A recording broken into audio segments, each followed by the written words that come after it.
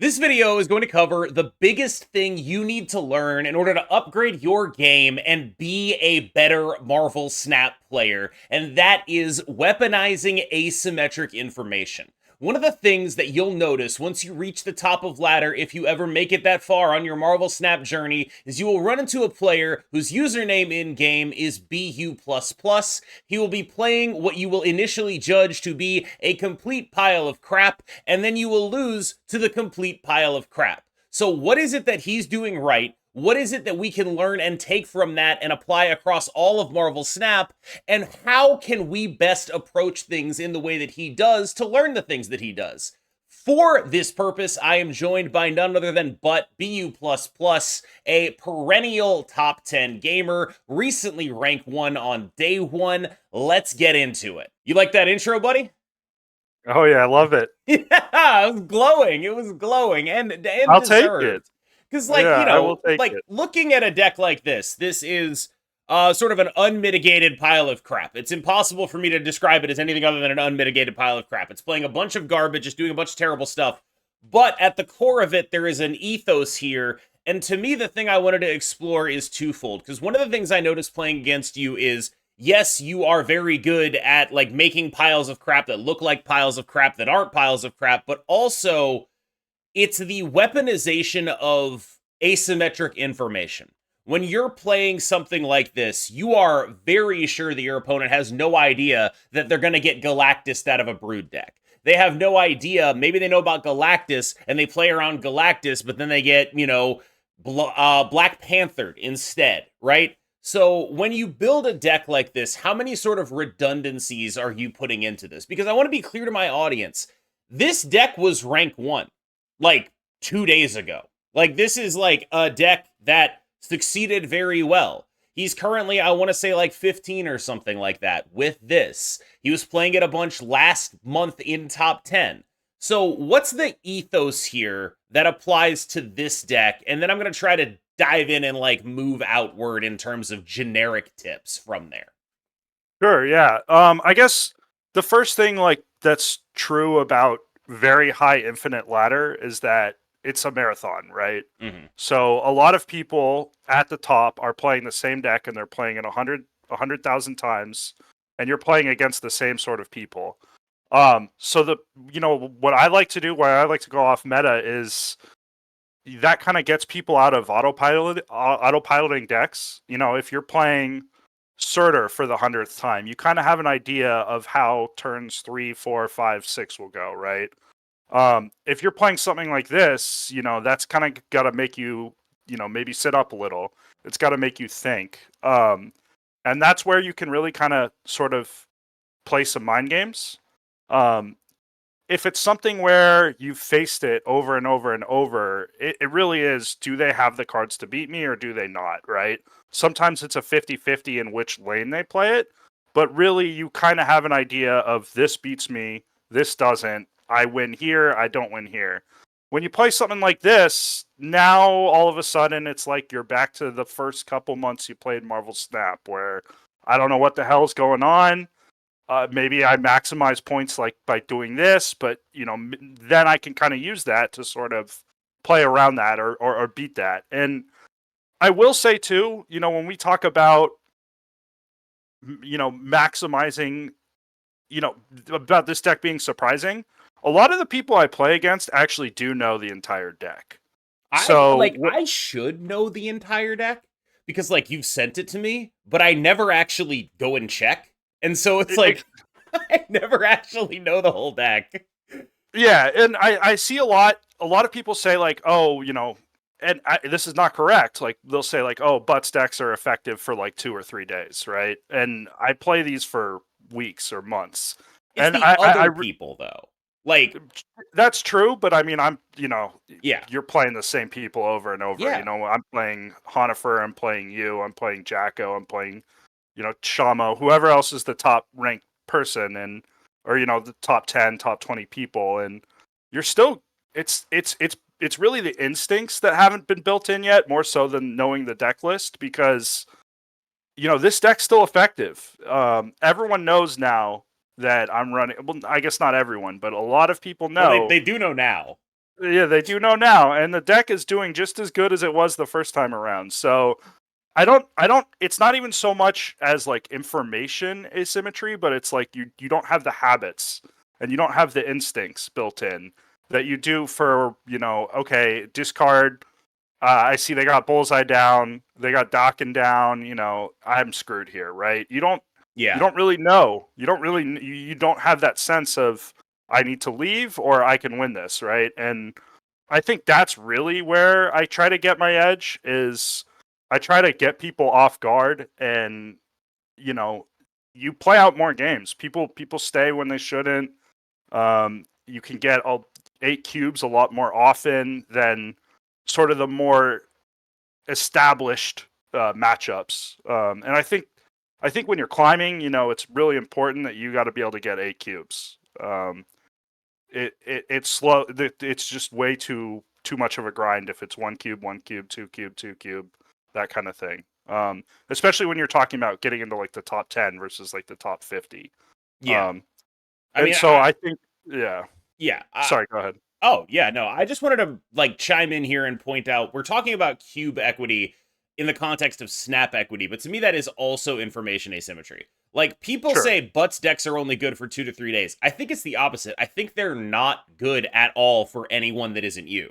Like I think Yeah. and that's the thing. It's like when Glazer did his video about the Galactus Guardians deck, which we'll cut to in a bit. Yeah. Like I checked the stats on that, and in top 10% if it was like a 47% win rate, right? It's like that is just not a thing that people can play that are not you. And what I'm trying to dive into here is like, what exactly is it? And in my Yeah. experience playing against you, I think a lot of what it is you are extremely aggressive snapping early advantages Oh yeah. and extremely willing to leave for 2 cubes. Like Yes. Yes. those two I things. think. Yeah. I'm a very aggressive snapper. And I think that's something I learned.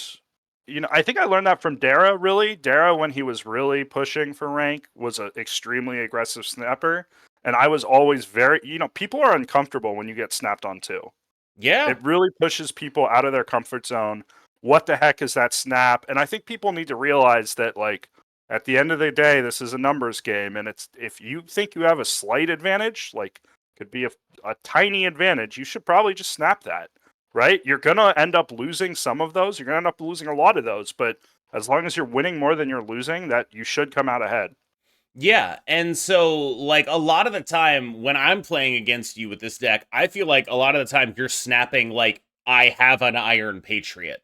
Like Yeah, I maybe. have a Yeah, turn 2 play. And because otherwise I don't have a turn 2 play and then I'm not snapping, right? But if I have the turn 2 play, I'm already so far ahead of my normal like more normal curve here.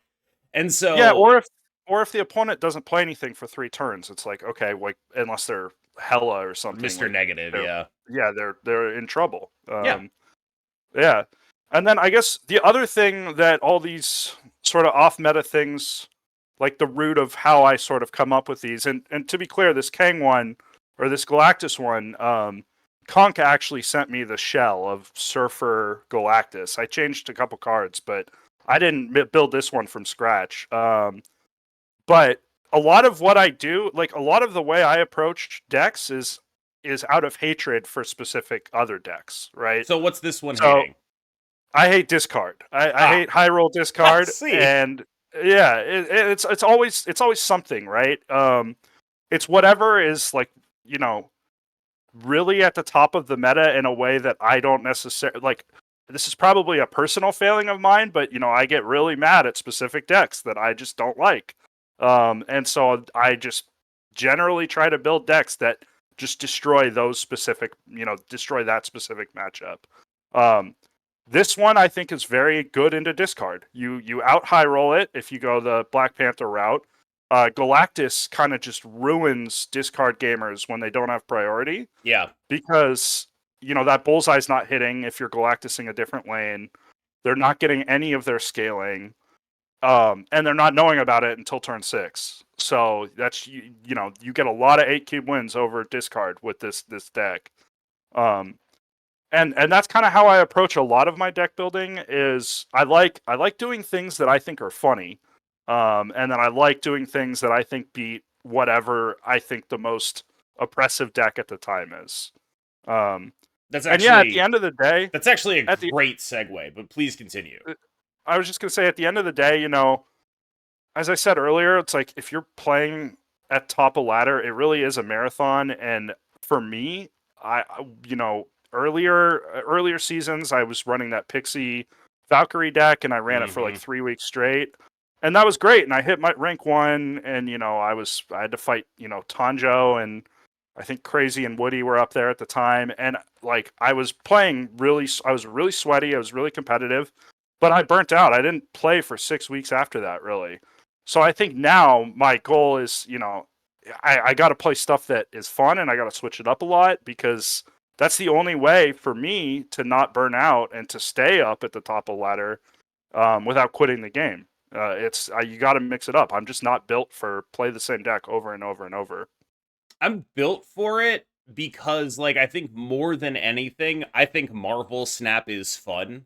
And I realize it's like a Yeah, ridiculous sentence, right? But like a lot of people ask me questions like, how do you just do that every day? And it's like, well, yeah, I'm very militant about taking breaks. Basically, 2 or 3 days every week, I'm off, right? And that's yeah, something I'm lucky enough to have as a content creator. And I definitely am cognizant of the fact that, like, I sacrifice potential learning potential in order to make that happen. But that's what you got to do to keep doing it, right? right. And but at a baseline, I just enjoy playing the game. Like, Yeah, and absolutely. I mean, I do too. It's just I love the asymmetry of it. And sure. once you start getting into there's 3 decks that everyone's playing, you kind of start to lose that. So maybe this is me sort of embracing the asymmetry and Yeah. refusing, And to run the same thing everyone else is. I think, like, in a real way, doing things that people miss with your deck lists, right? Like this being Mhm. anti-discard. I did not process that, but the second you said it, I was like, oh yeah, Black Panther, Arnim Zola, Galactus, that makes perfect sense. And then you said those things, and I was like, yeah, no, yeah, I'm with it, yeah.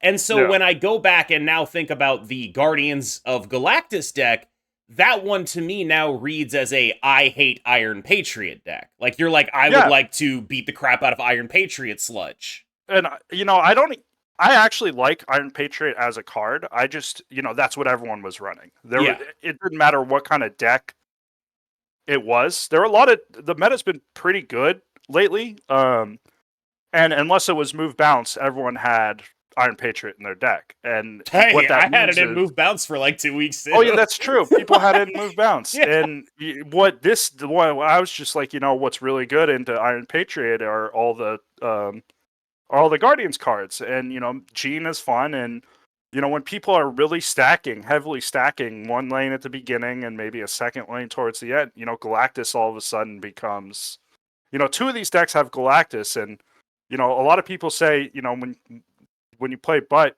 you got to expect Galactus. It really is like not. I mean, it's really just these two. I've had like 2 or 3 decks that run Galactus. But I mean, it's fun, and people don't expect it. And back at the beginning of Marvel Snap, Galactus was a terror, but at this point, he's not oppressive at all. I don't think he becomes, what he doesn't instill the same sort of frustration as he used to. I think for me it's a pretty balanced card. I think it's a good thing to exist. And I have a lot of fun with it.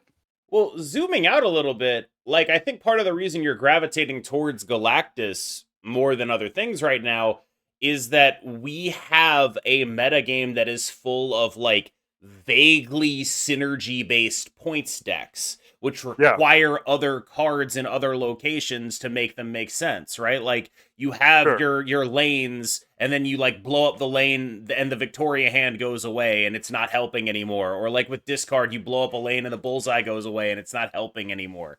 And or like with move bounce, right? Like that's another thing where it's like these Yeah, synergy based decks. Galactus existing is a symptom of that. Like you're looking for a way to address that in the metagame. And that is what you have ended up with as like your method of trying to address that. But I actually wanted to ask much more specifically about a different Galacta, who seems like one of the things I talk about a lot on this channel is the ways in which good points package subsidize like whatever crap you want to do. And it feels like in decks like this, Galacta is just there as like a, you cannot actually possibly be that bad as long as I'm in your deck.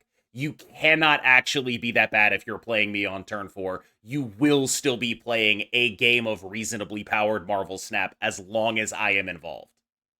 Yeah, I think Galactus is just simply one of the best cards in the game, and in a way that is not oppressive, right? I love the card, and I think it scales. It's more so, I think it's the best card in the Kang Galactus deck. Yeah. Someone was asking me like, what is the most important card, or like, can you sub out Galacta? And you can't. That I having Galacta down on 4 feels like a snap condition a lot of times for that deck. Especially with all the scalers, like, whether it's Shaw or Black Panther or whatever. Less so in this Guardians one, but at the same time, it's still very good, especially when you've got a Gene lane that you're probably winning because you have the Guardians, and so you can afford to throw that Galacta in it on 4. You're probably still going to end up winning that lane, and now you have a huge advantage in whatever other lane you contest if you're not Galactusing. And obviously, it's a good card for Galactus because, people it's hard to hit a naked Galactus, just a 6 power Galactus. But once you start getting to 9 or, with a symbiote, I mean, symbiote's obviously extremely telegraphed, but, sometimes people don't have any way to contest it, and it doesn't matter how telegraphed it is. I wanted to address the sort of turn 6 mindset. And I realize this question is going to be a little hard to answer without just saying, well, just think about what they would do and put yourself in their mindset. But like we talked about information asymmetry. And one of the things these decks afford you is the ability to more accurately put yourself in your opponent's mindset than they can put in themselves into your mindset. In other words, you have a little bit of an inbuilt advantage on reads because you know what they can do, but they don't know your range as well.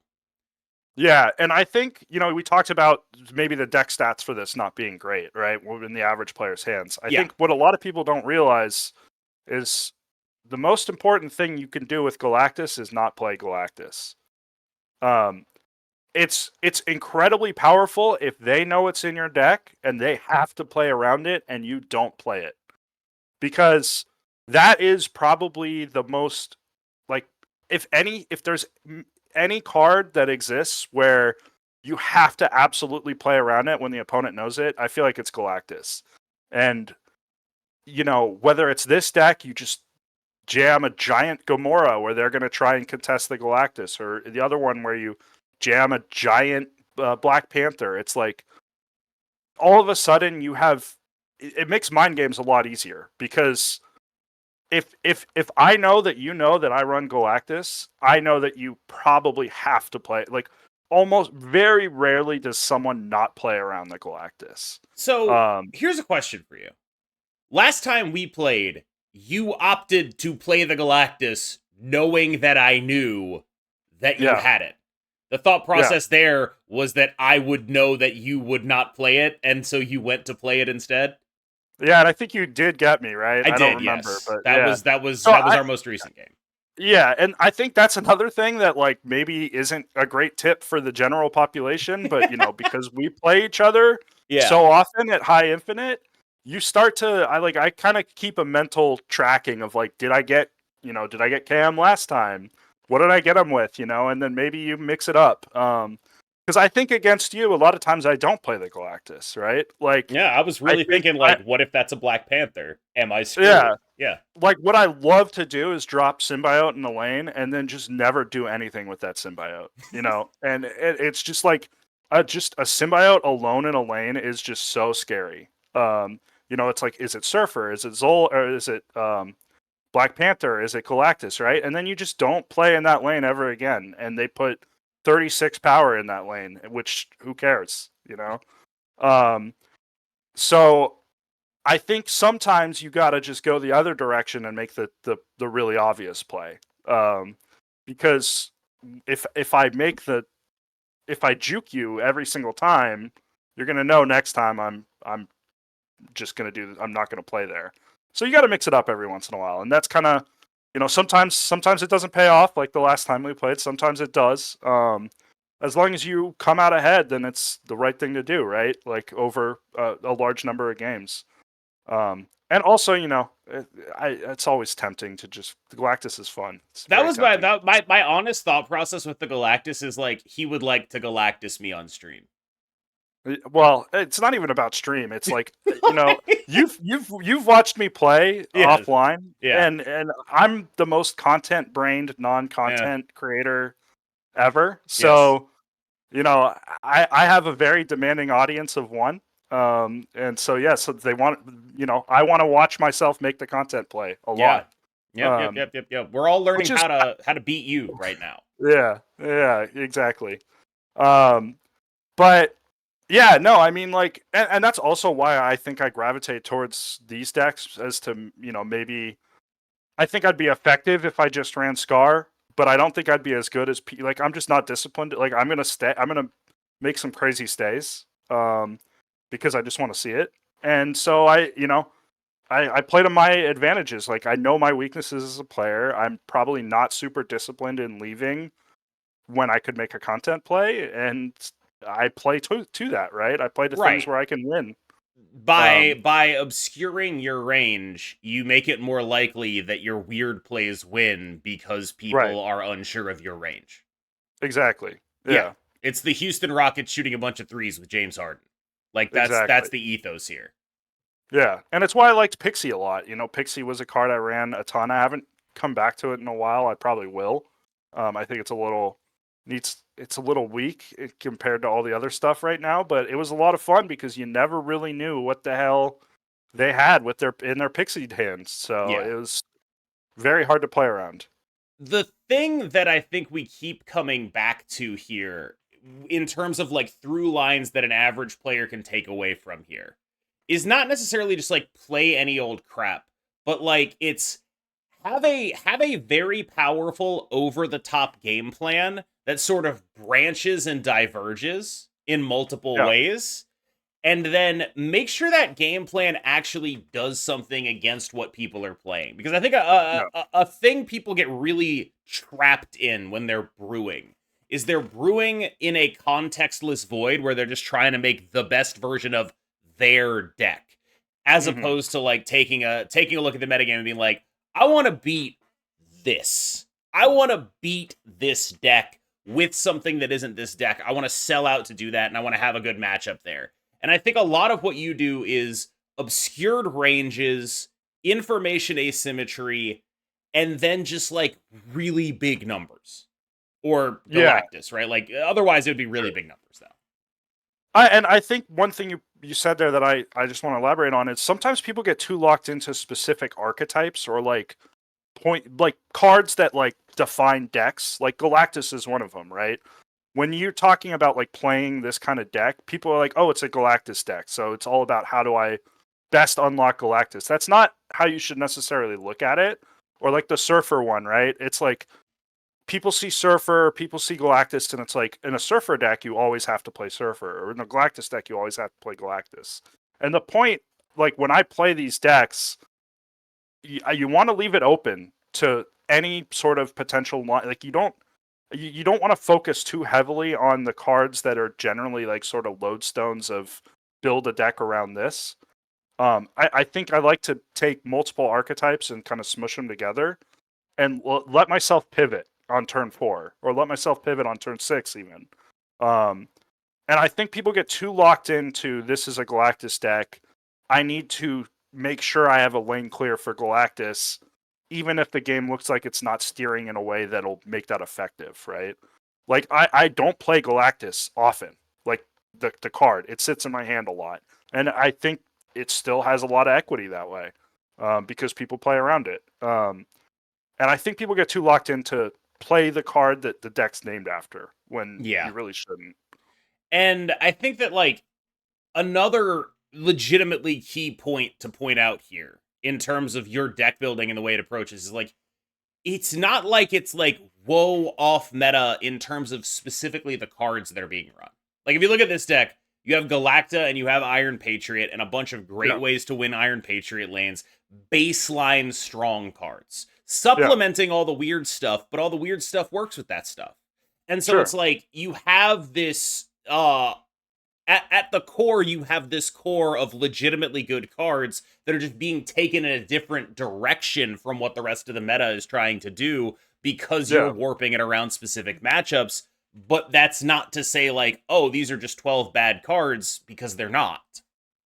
Exactly. And it usually starts with a concept too. Like this one that we're looking at was, can we put a deck with Rocket and Groot and Rocket and Groot in it? And Yes. I was joking with Husky about it, right? And I think he did his own take of it on stream, and then I came up with this one because it's always fun to start with or like the last one. It's like, can we make Kang an actual decent card? And How'd while that go, Kang's by the way? Like, is Kang helpful, or is it just Kang like, is helpful. I mean, so like when I made this deck, it was in Discord with a bunch of other top players, and I got Woody to say, "Oh my God, is Kang actually cracked?" Unironically, um, and it's because I mean I was everyone plays Kang like you want to do a Kang snap, and I think that's just bad, right? Like that's obviously an option, but you shouldn't. You're holding yourself back if you don't snap early when even if you have Kang, because then you're just losing cubes generally. It's like if you use Kang, the reason Kang works in that deck is just so dead to tech cards that if you use it to sort of eke out those tech cards and you know that those tech cards are coming, you can either play mind games where you still make the same play anyway, and they suddenly don't play their Shang in the Galactus lane, or you could, retreat for 2 instead of losing for 8, or that kind of thing, because there's like really just no way you can beat that tech card. And in a high roll deck like that, because at the end of the day, the best combo that probably gets the most cube equity in that deck is the Black Panther Zola line, which is just so omega dead to tech cards. Kang does a lot of extremely? heavy lifting into making sure that either you can psych someone out or you can sort of retreat smartly when you're playing. Do they have the tech card? Um, and so yeah, it was great value, and a lot of times my favorite line in that is they have a Shang, and they Shang your 20 power Black Panther, and at the same time you're playing Galactus in that lane, and all of a sudden they lose to a Galactus because they think they win the game with Shang, and they have like 6 power there. And I hit that like 3 different times in that one like 2-hour session, and it was just Kang did feel really good. So, do you have any advice to an aspiring brewer who's like looking at this and is like, I want to do this too? Because we've covered stuff like, focusing on information asymmetry, not getting Yeah, caught in archetypes, not focusing only on what your deck can be, but also in the context in which it exists. What's the biggest thing you could tell someone who's like, I want to do that? ironically, I think the best way to be an off meta deck builder is to make sure you understand the meta like extremely well, because you don't like I don't just build something to be off meta. I build it to beat an on meta deck. Um, and to maybe play well into at least enough of them that it can be competitive. So we were talking about Galactus being very good into discard. You know what it's not good into? Scar. And so that's as Scar is rising, especially Scream Scar, as that's rising, I'll probably start doing something else. I don't know what yet, but um, that's not a good choice for it. You need to really know what makes the meta decks good, and then figure out. The first question should be, how do you maybe annoy those decks, um, and what when you're playing those like those. I think the best way to know how to beat a meta deck is maybe play it a couple times and figure out, why do I lose? Like when I lose, why do I lose beyond like bad draws, and maybe lean into whatever that reason is. So maybe against the Scar stuff, if it's well, I guess not so much Scar now. It's more so the Surtur big boy stuff. But it's like maybe you run a Hazmat. Don't let them get 10 so they can't play Scar. Or maybe you run your own Scream. I don't know. I mean, I don't know what I'm going to do into the new meta. but it start with what are the weaknesses, what strengths are they relying on that really like carry them, and then find a way to sort of attack that. All right. That has been our deep dive on off-meta deck building with, of course, my friend BU++. He does not stream anywhere. He is not on Twitter. He is not on YouTube, despite us all constantly asking him to do something of that nature. Feel free to, in the comments, let him know how much you'd enjoy that at the very least. Thank you so much for watching, of course, but thank you for joining us. Do you have a message you'd like to send? Anyone you want to tell? Anyone you want to say sucks? Anyone you want to say is cool? Oh God, well it's got to be Big Baby. Sure. He sucks and he's cool. Sure. All the sickos and all the homies. Mhm. Shout out to them. I'm just bummed we didn't get to the combo. That was my only I regret. realized we were 30 minutes into the video, and I was like, Yeah. if we talk about the combo, we are going to be here for an hour, but I will put it on screen just for you right now. Thank you. Yes. That's probably my favorite of all of the Yeah. This one killed me because I don't know if you remember, I showed you the hot take I got where the guy was like, nobody at High Infinite plays M'Baku. And it's like, wrong, bad card to mention, buddy. And you were there for the birth of this. Yeah, I was there. I was in that call. That was probably the most insane climb I've ever had. Yeah, we were all just yelling the combo over and over. Yeah, that's why it's the combo. This one's my favorite. This is my baby. But even this deck, it's the same thing, right? Yeah. This was in a zoo meta, right? So in a zoo meta, how do you beat other zoo decks? You go over the top of them. You go bigger. In that zoo meta, what is a good way of going over the top of them? Onslaught. Do you need to do that with M'Baku and Blink? No, you don't need to do it with M'Baku and Blink, but it does give you a dimension that those other decks don't have access to. And this is another deck that has a very strong baseline, even though it's like, ooh, woo, off meta, it's still running a bunch of really good cards, at least at the time that it would existed. It's only got a couple of, like, bad cards in it. And so it has both of those things. A, people are queuing into you expecting it to be normal zoo, and it's not. B, you are still having this baseline of good cards. It's kind of everything we talked about, right? You have your obfuscated range because people expect you to be normal zoo. You have your good card baseline because you are a zoo deck, and you have your massive points and specific matchup choice made. Yeah, and I mean, this was also a big Juggernaut meta. And you know what destroys Juggernaut? Shana and M'Baku, unironically. Like, everyone wants to win the Juggernaut lane by 1 or 2, and if you find a way to cheat 1 or 2 in there, then they don't win it anymore. And that is, I guess, where we're going to leave it, because I think that is actually a good summation of the lessons learned here. As always, remember, the combo, all caps. Y'all have a good one.